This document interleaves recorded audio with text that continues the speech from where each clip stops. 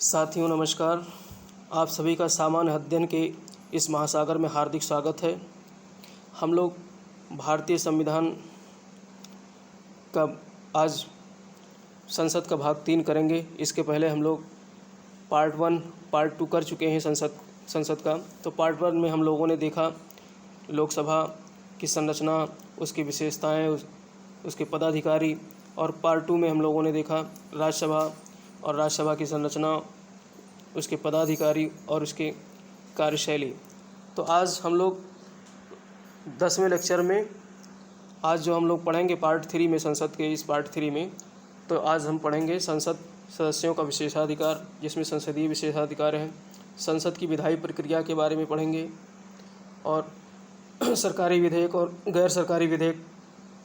इसके अलावा जो विधेयक 4 प्रकार के होते हैं, साधारण विधेयक, धन विधेयक, वित्त विधेयक, तो ये 3 प्रकार के विधेयकों का अध्ययन करेंगे। और चौथा विधेयक है संविधान संशोधन विधेयक, इसका हम अध्ययन अगले पार्ट में करेंगे। इसके अलावा संयुक्त अधिवेशन के विभिन्न प्रावधानों को भी इस वीडियो के माध्यम से समझेंगे। तो चलिए, आज का हमारा पहला प्रश्न है, निम्न में से कौन संसद के किसी भी सदन का सदस्य नहीं होता है परंतु संसद का एक अंग है। तो ये प्रश्न देखिए इस तरीके से पूछ रहा है कि संसद के किसी भी सदन का सदस्य नहीं होता है परंतु संसद का एक अभिन्न अंग है। तो उपराष्ट्रपति, अगर उपराष्ट्रपति की हम बात करें तो उपराष्ट्रपति भी संसद का सदस्य नहीं होता है, किसी भी संसद का, चाहे वो राज्यसभा हो या लोकसभा। राज्यसभा का वो सभापति जरूर होता है लेकिन उसका सदस्य नहीं होता है। लेकिन राष्ट्रपति की अगर बात करें तो राष्ट्रपति न लोकसभा का सदस्य होता है न राज्यसभा का सदस्य होता है, लेकिन संसद राष्ट्रपति से मिलाकर ही संसद का निर्माण होता है। ठीक है, तो इसका हम प्रावधान देखेंगे। भारतीय गणतंत्र की पहचान राष्ट्रपति है। गणतंत्र जो है वो राष्ट्रपति के कारण ही है, भारतीय गणतंत्र जो है। और अनुच्छेद 53 के अनुसार समस्त कार्यपालिका शक्ति राष्ट्रपति में निहित होगी। जो अनुच्छेद 53 है उसके अनुसार समस्त कार्यपालिका शक्ति, यानी जितनी भी कार्य सरकार करेगी वो किसके नाम से करेगी? राष्ट्रपति के नाम से करेगी। और अनुच्छेद 79 के अनुसार, यानी 79 के अनुसार संसद का निर्माण राष्ट्रपति, यानी इसके 3 पिलर होंगे संसद के, राष्ट्रपति, लोकसभा और राज्यसभा। तो अब यहाँ इससे ये बात सिद्ध हो जाती है कि ये संसद का अभिन्न अंग है। लोकसभा और राज्यसभा के साथ साथ में राष्ट्रपति भी संसद का अभिन्न अंग है।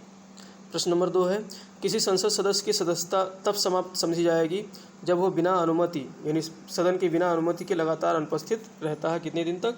60 दिन तक। यानी पहली बार इस प्रकार की सदस्यता राज्यसभा सांसद बरजिंदर सिंह हमदर्द, जो निर्दलीय थे, नवंबर 2000 में समाप्त की गई थी इनकी जो है सदस्यता। और ये प्रावधान अनुच्छेद 101 के अंतर्गत है। 101 जो अनुच्छेद है उसके अंतर्गत जो संसद के सदस्य हैं तो उनको किस तरीके से अयोग्यता सिद्ध करके और उन्हें जो है अयोग्य घोषित किया जा सके, तो ये अनुच्छेद 101 के तहत इसका प्रावधान किया गया है। तो इसमें प्रश्न ये भी आ सकता है कि पहली बार जो है इस प्रकार से अनुपस्थित रहने पर किसकी सदस्यता गई थी और किस सदन से गई थी? तो राज्यसभा सदन से गई थी। और निर्दलीय विधायक था, वो निर्दलीय सांसद था बरजिंदर सिंह हमदर्द। ठीक है, 2000 में। किसी सदन में निर्वाचित होने के बाद यदि कोई सदस्य किन्हीं कारणों से अयोग्य घोषित हो जाता है तो उसकी सदस्यता समाप्त कर दी जाती है। इस प्रकार के सदस्य की अयोग्यता कौन घोषित करता है? तो इस प्रकार के सदस्य की अयोग्यता घोषित करता है राष्ट्रपति, निर्वाचन आयोग की सलाह पर। प्रधानमंत्री नहीं होगा, ना लोकसभा अध्यक्ष। यहाँ पे कन्फ्यूज हो सकते हैं लोकसभा अध्यक्ष को लेकर के, निर्वाचन आयोग को लेकर के, तो इन दोनों में कन्फ्यूज नहीं होना है। बल्कि राष्ट्रपति जो है ऐसे लोगों की अयोग्यता घोषित करता है, लेकिन निर्वाचन आयोग से सलाह लेकर के करता है। आर्टिकल 101 के तहत किसी भी सदन का निर्वाचित सदस्य यदि किसी अन्य देश की नागरिकता, अब देखो अयोग्यता किस आधार पर घोषित किया जाएगा? यदि किसी दूसरे देश का नागरिक बन जाता है, उसकी नागरिकता ले लेता है या लाभ का पद कोई धारण कर लेता है।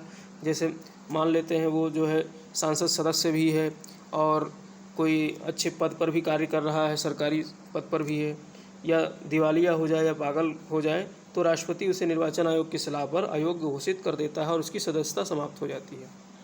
संविधान के किस अनुच्छेद के अंतर्गत संसद सदस्यों को संसदीय विशेषाधिकार प्रदान किया गया है? तो अनुच्छेद 105 के अंतर्गत संसदीय विशेषाधिकार जो है प्रदान किया गया है।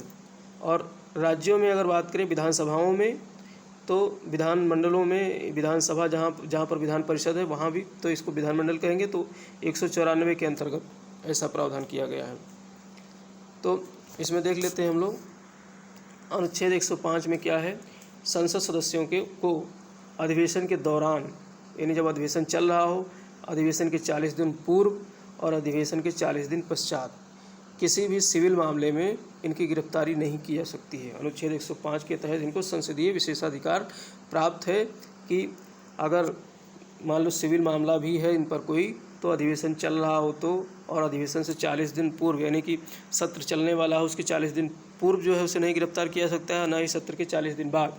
ठीक है, परंतु आपराधिक मामलों में यह छूट प्राप्त नहीं है।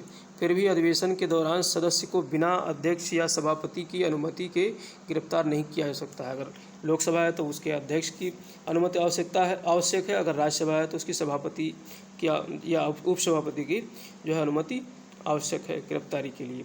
इसी प्रकार की शक्तियाँ व विशेषाधिकार अनुच्छेद 194 के तहत राज्य विधानमंडल के सदस्यों को भी प्राप्त है। किन किन आधारों पर संसद राज्य सूची के विषयों पर कानून बना सकती है, उन आधारों का चयन कीजिए। अब देखिए यहाँ पर तो खैर ये प्रश्न क्या है, ये तो एक तरीके से फैक्ट है, इसको याद करना होगा। ये 6 फैक्ट हैं, तो इन फैक्ट्स मतलब इनके आधार पर जो वैसे तो 3 प्रकार की सूचियाँ हैं, संघ सूची, राज्य सूची और समवर्ती सूची। एक अन्य जो है जो किसी का विषय नहीं, वो अवशिष्ट शक्तियाँ होती हैं। लेकिन यहाँ पर जो है राज्य सूची के विषयों पर नियम बनाने का, कानून बनाने का अधिकार राज्यों को दिया गया है। ठीक है, विधानसभाओं को। लेकिन किसी विशेष परिस्थितियों में राज्य सूची के विषयों पर भी संसद कानून बना सकती है। तो वो ऐसे 6 प्रकार के प्रावधान हैं। अनुच्छेद 249 के तहत राज्यसभा में उपस्थित तथा मत देने वाले सदस्यों के 2/3 बहुमत से यदि ऐसा कोई प्रस्ताव पारित कर लिया जाता है, ये अनुच्छेद 249 याद रखना है। इसके तहत राज्यसभा में उपस्थित तथा मत देने वाले सदस्यों के 2/3 बहुमत, साधारण बहुमत नहीं, 2/3 बहुमत से यदि कोई ऐसा प्रस्ताव पारित कर लिया जाता है। कैसा प्रस्ताव कि जो है राज्य सूची के इस विषय पर संसद को कानून बनाना है, ये जो है महत्वपूर्ण विषय है, तो ऐसा अगर संकल्प राज्यसभा में पारित कर लिया जाता है अनुच्छेद 249 के तहत, तो उस पर संसद कानून बना सकती है। दूसरा है अनुच्छेद 250 के तहत राष्ट्रीय आपात की स्थिति में। अब राष्ट्रीय आपात अनुच्छेद 352 के तहत लगाया जाता है। तो अगर राष्ट्रीय आपात की स्थिति है तो अनुच्छेद 250 का सहारा लेकर संसद जो है राज्य सूची के विषयों में भी कानून बना सकता है। और अनुच्छेद 252 के अंतर्गत 2 या अधिक राज्यों के अनुरोध पर 2 या 2 से अधिक राज्य अगर किसी राज्य के विषय पर जो है कानून बनाने के लिए जोर डालते हैं, तो संसद जो है उस सूची में कानून बना सकती है, राज्य की सूची में। और अनुच्छेद 253 के तहत जो है अंतर्राष्ट्रीय समझौतों के अनुपालन से संबंधित, अगर राज्य सूची में कोई ऐसा विषय है जो अंतर्राष्ट्रीय समझौते से संबंधित है, तो उस पर भी संसद कानून बना सकती है अनुच्छेद 353 का सहारा लेकर। इसी प्रकार से राष्ट्रपति शासन अगर किसी राज्य में लागू है और राष्ट्रपति शासन लागू होता है अनुच्छेद 356 के तहत, तो उस पर भी संसद कानून बना सकता है। और इसके अलावा अनुच्छेद 357 के तहत कुछ विधायी शक्तियों का प्रयोग करके जो है राज्य सूची के विषयों पर कानून संसद बना सकता है। तो ये 6 प्रावधान हैं। अब उसी संबंधी एक प्रश्न यहाँ पर दिया गया है, भारतीय संसद राज्य सूची के विषयों पर विधायन नहीं कर सकती है। किन विषयों पर विधायन नहीं कर सकती है? भारत का राष्ट्रपति उसे ऐसा करने का निर्देश ना दे। जब तक भारत का राष्ट्रपति उसे ऐसा करने का निर्देश ना दे, ऐसा लिखा हुआ है, तो हमने पीछे पढ़ा उसमें कोई ऐसा प्रावधान नहीं था। हमें वो 6 प्रावधान याद कर लेने हैं। इसमें से देखा है हमने, प्रश्न अक्सर आते हैं, हमेशा आते हैं, तो ये बहुत महत्वपूर्ण प्रावधान है। और 249 तो याद रखना है, और 312 भी हमने पढ़ा था पिछले वीडियो में। 312 आप बताना 312 क्या है, अनुच्छेद 312। और दूसरा क्या है, राज्यसभा प्रस्ताव पारित करे कि ऐसा करना राष्ट्रीय हित में आवश्यक है। तो अब ये हमने पढ़ा था अनुच्छेद 249 वाला, वही आ गया। 49 में हमने क्या पढ़ा था, 249 में, कि राज्यसभा अगर उपस्थित और मतदान करने वाले सदस्यों के 2/3 बहुमत से अगर ऐसा प्रस्ताव पारित कर देते हैं कि ये राष्ट्रीय हित का विषय है राज्य सूची में, उस पर कानून संसद बना सकती है, तो ये सही हो जाएगा। और तीसरा है विधानसभा का अध्यक्ष ये प्रमाणित करे कि ऐसा विधान आवश्यक है। ये भी हमने नहीं पढ़ा पीछे, विधानसभा का अध्यक्ष कहीं आया ही नहीं था, लेकिन ये जरूर पढ़ा था, तो ये गलत हो जाएगा। राष्ट्रीय आपातकाल लागू हो, ये हमने पढ़ा था। राष्ट्रीय आपातकाल यानी अनुच्छेद 250 के समय हमने पढ़ा था कि अनुच्छेद 250 के आधार पर वो लागू कर सकता है, मतलब अगर राष्ट्रीय आपात लागू है तो उस पर विधायन कर सकता है राज्य सूची पर, कौन? संसद। तो इसमें 2 और 4 सही हैं, ठीक है। निम्न कथनों पर विचार कीजिए तथा सही कथन का चुनाव कीजिए। जब विधेयक मंत्री द्वारा पेश किया जाता है तो उसे सरकारी विधेयक कहते हैं। यहाँ पर विधेयकों के बारे में आ गया, तो सरकारी विधेयक किसे कहते हैं? जब विधेयक मंत्री, किसी मंत्री द्वारा, यानी सरकार का कोई मंत्री है, किसी भी प्रकार का मंत्री हो, चाहे कैबिनेट मंत्री हो, चाहे राज्य मंत्री हो, चाहे उप मंत्री हो, अगर उसके द्वारा कोई विधेयक पेश किया जाता है सदन में तो वो सरकारी विधेयक कहलाता है। और दूसरा है जब विधेयक आम जनता द्वारा पेश किया जाता है तो उसे गैर सरकारी विधेयक कहते हैं। तो ये आम जनता नहीं होगा, आम जनता गलत है, ठीक है। तो ये गलत हो जाएगा और ये सही हो जाएगा, तो इसमें केवल ये सही है। तो अब इसको समझ लेते हैं दूसरा क्यों गलत है।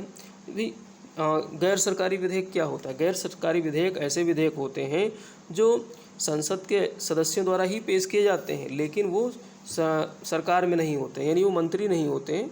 वो पक्ष के भी हो सकते हैं, विपक्ष के भी हो सकते हैं, लेकिन वो मंत्री नहीं होते हैं। तो वही चीज़ यहाँ दिया हुआ है, पेश करने के व्यक्तियों के आधार पर विधेयक 2 प्रकार के होते हैं, सरकारी और गैर सरकारी। तो सरकारी जो होते हैं किसी मंत्री द्वारा पेश किया जाता है, और मंत्री के अलावा किसी अन्य सदस्य द्वारा इसको पेश किया जाता है। आज़ादी के बाद अब तक दर्जनों गैर सरकारी विधेयक भी सदन में से पारित हो चुके हैं। तो गैर सरकारी विधेयक कम ही आते हैं सदन में, लेकिन अभी आज़ादी के बाद ऐसे बहुत सारे जो है विधेयक पेश हो चुके हैं।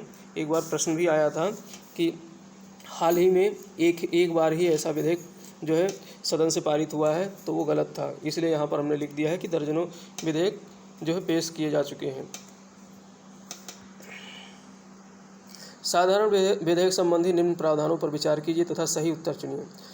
अब यहाँ पर साधारण विधेयक के बारे में आ गया। हमने विधेयक देखा है 4 प्रकार के, साधारण विधेयक, धन विधेयक, वित्त विधेयक और संविधान संशोधन विधेयक। तो उसी में से एक विधेयक है पहला साधारण विधेयक। तो इसे मंत्री अथवा गैर मंत्री भी पेश कर सकता है, बिल्कुल सही है। साधारण विधेयक को मंत्री अथवा गैर मंत्री यानी कि सरकारी और गैर सरकारी दोनों लोग ये पेश कर सकते हैं। यदि गैर मंत्री यानी गैर सरकारी विधेयक प्रस्तुत करना चाहता है तो उसे सदन के अध्यक्ष या सभापति को 1 माह पूर्व सूचना देनी पड़ती है, बिल्कुल सही है। अगर गैर सरकारी व्यक्ति यानी कोई मंत्री नहीं है, वो जो है साधारण विधेयक सदन में पेश करना चाहता है, तो इसकी सूचना सबसे पहले अध्यक्ष महोदय को, लोकसभा में या सभापति में अगर पेश कर रहे हैं तो सभापति महोदय को 1 महीना पूर्व ऐसी सूचना उसको देनी पड़ेगी। लेकिन अगर मंत्री कोई विधेयक पेश करता है तो उसे केवल 7 दिन की सूचना देनी आवश्यक है, 7 दिन पूर्व सूचना देना आवश्यक है, लेकिन गैर मंत्री के लिए 1 माह के लिए। तो ये सही कथन है। साधारणतः सदन में किसी विधेयक का पेश होना ही उसका प्रथम वाचन है। अब देखिए वाचन 3 प्रकार के होते हैं किसी भी विधेयक का। तो पहला वाचन क्या होता है? सदन में किसी विधेयक का पेश होना ही प्रथम वाचन हो जाता है। तो इसलिए तीनों ये सही है, 1, 2, 3 ये तीनों सही हैं। धन विधेयक केवल सरकारी विधेयक द्वारा ही पेश किया जाता है। यहाँ पर ये दे दिया गया है कि धन विधेयक केवल सरकारी विधेयक ही पेश होता है और इसे मंत्री द्वारा ही पेश किया जाता है। किसी साधारण विधेयक को प्रवर समिति अथवा संयुक्त प्रवर समिति को किस वाचन में भेजा जाता है? अब देखिए यहाँ पर जो है जब इसकी प्रक्रिया चलती है प्रथम वाचन, द्वितीय वाचन और तृतीय वाचन, तो अब जब प्रथम वाचन में हमने देखा कि जो है विधेयक को वहाँ सदन में पेश कर दिया गया। अब उसके बाद में उसकी जो है प्रतियाँ प्रिंट होती हैं, फिर सदन में बांटा जाता है। अब उस पर चर्चा होती है। अगर वो सामान्यतः जो है बिना विवादित के जो है विधेयक है तो उसको दूसरे वाचन में उसे मतलब ओके कर दिया जाता है, दूसरा वाचन उसके लिए तैयार हो जाता है, शुरू कर दिया जाता है। लेकिन अगर मान लेते हैं ऐसा विधेयक है जो विवादित है या जो मतलब उस पर कुछ बहस होना है, तो उसको फिर उसके लिए एक समिति बनाई जाती है। तो वो या तो प्रवर समिति को भेजी जाती है या फिर संयुक्त प्रवर समिति को। तो ये द्वितीय वाचन के दौरान ऐसा किया जाता है, ठीक है। विधेयक के 3 वाचन होते हैं। सामान्यतः विवाद रहित विधेयकों को तुरंत द्वितीय वाचन के लिए रख लिया जाता है, ठीक है, परंतु शेष विधेयकों को द्वितीय वाचन के प्रारंभ में ही समिति को सौंप दिया जाता है। समिति उस पर बारीकी से विचार करती है। समिति 3 महीने के अंदर सदन को अपनी रिपोर्ट देती है। तो समिति जो है अगर कोई विधेयक दूसरे वाचन के दौरान समिति के पास भेजी गई तो उसे जो है 3 महीने के अंदर अपनी रिपोर्ट सदन को देनी होगी। अगर लोकसभा में समिति में जाती है तो लोकसभा, राज्यसभा में जाती है तो राज्यसभा के पटल पर रखना होगा। संसद के संयुक्त अधिवेशन का प्रावधान किस अनुच्छेद के अंतर्गत है? तो अनुच्छेद 108 के अंतर्गत संयुक्त अधिवेशन का प्रावधान किया गया है। अब 109 देख लेते हैं। 109 जो है ये धन विधेयक के बारे में है, जिसमें कहा गया है कि धन विधेयक सिर्फ जो है लोकसभा में पेश किया जाएगा, राज्यसभा को कोई अधिकार नहीं है। लेकिन 110 भी धन विधेयक से संबंधित है, तो 110 में धन विधेयक की परिभाषा दी गई है। और अगर 111 की बात करें तो 111 राष्ट्रपति किसी भी विधेयक पर उसका क्या अधिकार है, तो वो 111 में दिया गया है। विधेयक को हस्ताक्षरित करके बिल बना, उसको कानून बना देता है, या उसे रोक लेता है, या उसे पुनः जो है सदन को भेज देता है वापस पुनर्विचार के लिए। तो ये सारे अधिकार 111 के तहत राष्ट्रपति को दिए गए हैं। 108 में क्या है? निम्न परिस्थितियों में राष्ट्रपति संयुक्त अधिवेशन बुला सकता है। संयुक्त अधिवेशन का प्रावधान, एक सेकंड, हाँ, संयुक्त अधिवेशन का प्रावधान निम्न परिस्थितियों में किया जा सकता है 108 के तहत। यदि दूसरे सदन ने विधेयक अस्वीकार कर दिया हो, यदि दोनों सदन संशोधन के प्रस्ताव पर असहमत हों, यदि दूसरा सदन 6 माह तक विधेयक को अपने पास रोके रखता है। ये फैक्ट्स हैं, इनको ध्यान रखना है। ये कहीं 3 महीने आ रहा है तो कहीं 6 महीने आ रहा है, कहीं 14 दिन आ रहा है, तो ये सब बार बार इसको देखिए तो याद हो जाएगा। तो ये 6 महीने का अगर 6 महीने तक साधारण विधेयक को, अब यहाँ इससे हमें क्या पता चलता है कि साधारण विधेयक को कोई भी सदन 6 महीने तक रोक सकता है। 6 महीने तक रोक सकता है। 6 महीने के बाद ही संयुक्त अधिवेशन का प्रावधान होता है। ठीक है, अगर मान लेते हैं कुछ भी नहीं किया, विधेयक को गया किसी सदन में और उसने कुछ नहीं किया और रख लिया, 6 महीने जैसे ही पूरा होगा वैसे ही जो है वो सदन से लेकर के और राष्ट्रपति जो है संयुक्त अधिवेशन का जो है उसकी प्रक्रिया चालू कर देगा। दोनों सदनों की संयुक्त बैठक किस प्रकार के विधेयकों के लिए बुलाया जाता है? तो ये केवल साधारण विधेयक, केवल वित्त विधेयक और साधारण एवं वित्त विधेयक दोनों के लिए। तो दोनों के लिए संयुक्त विधेयक जो है साधारण और वित्त विधेयक दोनों के लिए है, लेकिन धन विधेयक और संविधान संशोधन विधेयक के लिए ऐसा नहीं है। संयुक्त बैठक केवल साधारण व वित्त विधेयक के संबंध में बुलाया जा सकता है, धन एवं संविधान संशोधन विधेयकों के मामले में नहीं, क्योंकि इन दोनों विधेयकों को राष्ट्रपति से पूर्व अनुमति के बाद ही सदन में पेश किया जाता है। कौन से दोनों? धन विधेयक और संविधान संशोधन विधेयक राष्ट्रपति से अनुमति लेकर ही सदन में पेश किया जाता है, इसलिए ऐसा प्रावधान वहाँ नहीं है। संयुक्त अधिवेशन की अध्यक्षता किसके द्वारा की जाती है? तो लोकसभा अध्यक्ष के द्वारा की जाती है। तो बहुत सरल प्रश्न, लेकिन इसका हम व्याख्या देख लेते हैं। इनमें से बहुत सारे प्रश्न आने की संभावना है। अनुच्छेद 118 अब यहाँ मिल गया। संयुक्त अधिवेशन की अध्यक्षता कौन करेगा? लोकसभा अध्यक्ष करेगा। तो ये कहाँ से है? 118 से है। और यदि वो अनुपस्थित है तो उपाध्यक्ष करेगा लोकसभा का, और यदि वो भी नहीं है तो राज्यसभा का उपसभापति करेगा। ठीक है, उपसभापति, सभापति नहीं करेगा। इसकी भी अनुपस्थिति में जो है अधिवेशन में उपस्थित सदस्यों द्वारा अध्यक्ष चुना जाता है। अब जो संयुक्त अधिवेशन के लोग उपस्थित हुए हैं तो उन्हीं सदस्यों द्वारा अध्यक्ष चुन लिया जाता है, अगर उपसभापति भी नहीं है। लेकिन राष्ट्रपति को, यानी उपराष्ट्रपति को, राज्यसभा का सभापति जो होता है, जो कि उपराष्ट्रपति होता है, इसे अध्यक्षता का कोई अधिकार नहीं, क्योंकि वो किसी भी सदन का सदस्य नहीं होता है। पॉकेट वीटो का प्रयोग सर्वप्रथम किस राष्ट्रपति ने किया था? तो पॉकेट वीटो का प्रयोग सबसे पहले ज्ञानी जैल सिंह ने किया था 1986 में।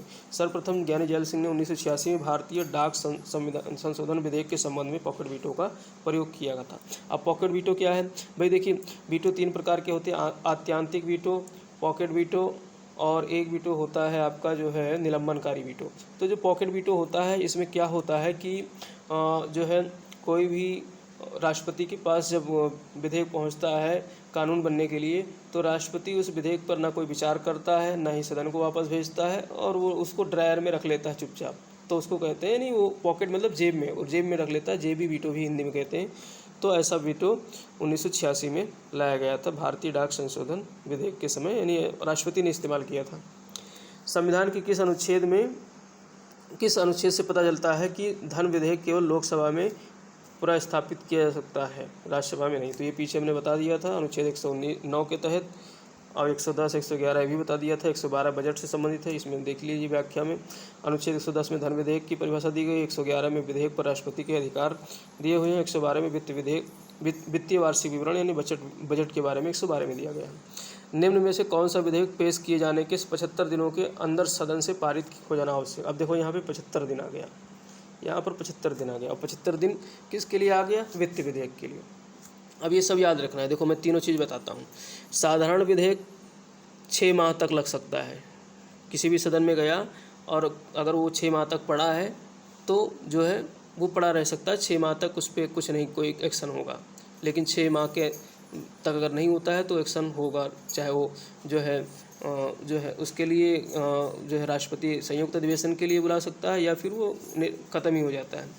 लेकिन जो धन विधेयक का प्रावधान है, तो धन विधेयक जो है केवल लोकसभा में प्रस्तुत किया जाता है, राज्यसभा को अधिकार है नहीं, ठीक है। तो 109 के तहत, अनुच्छेद 109 के तहत। और उसके अलावा जो है धन विधेयक के बारे में क्या है कि उसे 14 दिन तक राज्यसभा रोक सकती है, 14 दिन बाद वो अपने आप ही स्वतः पारित राज्यसभा से मान लिया जाएगा। तो ये 3 चीज़ याद रखनी है, 60 दिन 6 महीने, 14 दिन और 75 दिन। 75 दिन वित्त विधेयक से संबंधित। वित्त विधेयक सामान्यतः ये जो ऐसा विधेयक है ये जो वार्षिक बजट पेश किए जाने के तत्काल बाद लोकसभा में पेश किया जाता है। निम्न कथनों पर विचार कीजिए तथा सही उत्तर का चयन कीजिए। प्रत्येक धन विधेयक एक वित्त विधेयक होता है, ये सही है। प्रत्येक धन विधेयक एक वित्त विधेयक होता है और प्रत्येक वित्त विधेयक एक धन विधेयक होता है, ये गलत है। तो केवल एक सही होगा, पहला सही होगा, दूसरा गलत होगा। इसकी व्याख्या हम देख लेते हैं। देखिए, मैंने एक चित्र के माध्यम से समझाना चाहा है। यहाँ पर मैंने एक सर्किल खींची है धन विधेयक की और इसके बाहर हमने एक खींचा है वित्त विधेयक। तो धन विधेयक वित्त विधेयक के अंदर ही आता है। तो वित्त विधेयक का प्रावधान अनुच्छेद 117 में किया गया है। वित्त विधेयक का प्रावधान किसमें है? अनुच्छेद 117 में किया गया है। और धन विधेयक अनुच्छेद 109 और 110 में। 109 में जो है, वैसे 110 में तो धन विधेयक की परिभाषा वगैरह दी गई है कि धन विधेयक क्या होता है, धन विधेयक, और ठीक है, ऐसे ही 117 में वित्त विधेयक के बारे में दिया गया। तो अब ये जो धन विधेयक, जो वित्त विधेयक, जो ऐसा वित्त विधेयक जो धन विधेयक हो सकता है, तो वो प्रत्येक धन विधेयक एक वित्त विधेयक है। ये तो स्टेटमेंट सही है। इसे सर्वप्रथम लोकसभा में ही पेश किया जाता है, ठीक है। अब अगर वित्त विधेयक धन विधेयक है तो उसे लोकसभा में भी पेश किया जाएगा, परंतु इसे राज्यसभा से भी पारित होना आवश्यक है। यहाँ पर हम कंपेरिजन देख रहे हैं, धन विधेयक राज्यसभा से पारित होना आवश्यक नहीं है, 14 दिन के अंदर उसे जो है स्वतः पारित मान लिया जाएगा। लेकिन इस प्रकार का अगर वित्त विधेयक धन विधेयक है तो उसे राज्यसभा से भी पारित होना आवश्यक है। यहाँ पर 14 दिन कंपलसरी नहीं है, यहाँ पर वही वाला आएगा जो 75 दिन वाला प्रावधान है, वो आएगा। गतिरोध होने पर संयुक्त अधिवेशन भी बुलाया जाता है। अब देखिए, यहाँ पर संयुक्त अधिवेशन का भी प्रावधान है कि साधारण विधेयक के तरीके से हो गया, और राष्ट्रपति इसको जो है पुनर्विचार के लिए लौटा भी सकता है, बिल्कुल साधारण विधेयक वाला प्रावधान हो गया। लेकिन अगर ये पूरी तरीके से वित्त विधेयक है, बाहर वाला जो एक क्षेत्र है, ये वाला क्षेत्र पूरा ये क्या है, वित्त विधेयक का है, तो ये पूरी तरीके से साधारण विधेयक की तरीके से ही होता है। तो ये चूँकि अभी स्टेटमेंट दूसरा जो था उसको हम देखते हैं, प्रत्येक वित्त विधेयक एक धन विधेयक नहीं होता है। इसके माध्यम से ये पता चल रहा है ये वाला क्षेत्र धन विधेयक नहीं है, तो इससे पता चलता है कि प्रत्येक वित्त विधेयक एक धन विधेयक नहीं होता है। ये साधारण विधेयक की भांति है, ये साधारण विधेयक की भांति है। तो साधारण विधेयक से संबंधित जितने भी कानून लागू होंगे सब इसमें लागू होंगे। तो साथियों, इस तरीके से ये हमारा आज का सेशन यहीं समाप्त होता है। और ज़्यादा से ज़्यादा मेरे वीडियो को आप लोग शेयर कीजिए लोगों तक, और लाइक कीजिए, देखिए पसंद आ रहा हो तो लाइक कीजिए, कमेंट भी कर दिया करिए कभी कभी। तो चलिए, इसी के साथ हम कल मिलते हैं अगले लेक्चर के साथ। धन्यवाद।